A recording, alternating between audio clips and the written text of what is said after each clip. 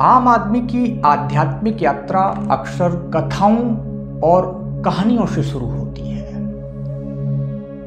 क्योंकि ये अनुभव रोज नहीं होते हैं। क्या इसमें सत्य है, क्या नहीं है, ये एक बड़ा सवाल है। सत्य क्या है? कई लोग भूत, प्रेत, आत्मा जैसे शब्दों का प्रयोग करते हैं, लेकिन इन शब्दों को असल में कभी किसी ने इसका अर्थ जानने का प्रयास नहीं किया। यह केवल अज्ञान का परिणाम है, क्योंकि लोग इन अवधारणाओं को सही से समझ नहीं पाते। जो उनके मन में आता है वही नाम दे देते हैं। कई घटनाएं जहां लोग मृतकों के दर्शन करते हैं, असल में ये सब भ्रम का हिस्सा होती है। चित्त इतनी शक्तिशाली होती है कि वह भ्रम पैदा कर सकता है, और जब आप उनकी गहराइयों में पहुंचेंगे तो आप पाएंगे कि 90% घटनाएं जिनमें मृत व्यक्ति के दर्शन होते हैं वे भ्रम होता है। इनका कोई वैज्ञानिक या सत्य आधार नहीं होता।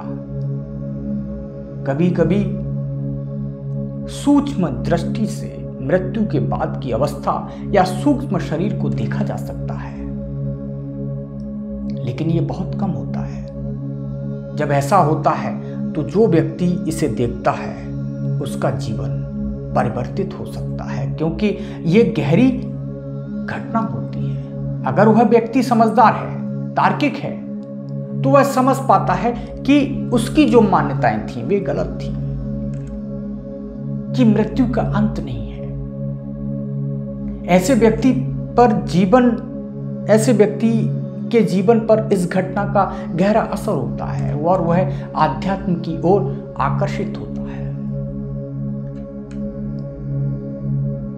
दूसरी तरफ अधिकांश अनपढ़ और अज्ञान जनता केवल मनोरंजन के रूप में ऐसी कहानियों का अनुसरण करती है। वे अंधविश्वास के पीछे दौड़ते हैं, जीवन भर दौड़ते रहते हैं, लेकिन उनका जीवन परिवर्तित नहीं होता। उनकी यात्रा केवल एक कहानी तक सीमित रहती है, न कि ज्ञान की ओर जाती है। अधिकारियों या बुद्धिमान व्यक्तियों के लिए जो घटनाएं होती हैं वे केवल ज्ञान की ओर प्रेरित करती हैं। वे किसी भ्रामक चीजों के पीछे नहीं भागते।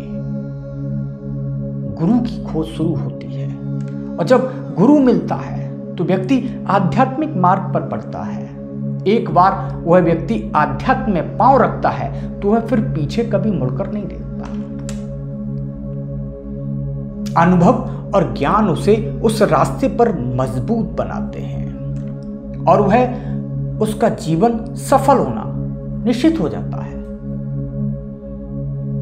आपने जो आत्मा और प्रेत जैसे शब्दों के बारे में कहा, बिल्कुल सही है, बिल्कुल सही सुना है आपने। इन शब्दों का कोई अर्थ समझने वाला नहीं है, क्योंकि आम जनता तो अज्ञान में रहती है।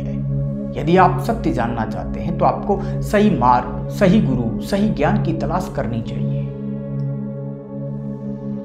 इस विषय पर गहन अध्ययन करने से आप पाएंगे कि कुछ भी असाधारण नहीं है। सब कुछ एक बड़ा ज्ञान है जो आपको एक सही मार्ग से मिलेगा।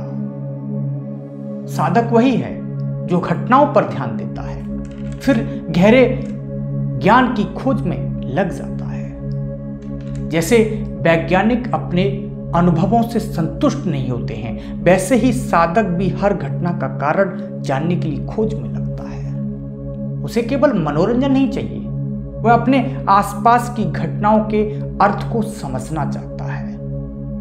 जो लोग बिना समझे, बिना ज्ञान के केवल बातों का अनुसरण करते हैं, जैसे कोई प्रार्थना करता है कि ईश्वर उनकी आत्मा को शांति दे, उन्हें इस बात का अब तक कोई ज्ञान नहीं होता है कि वो बोल क्या रहे हैं।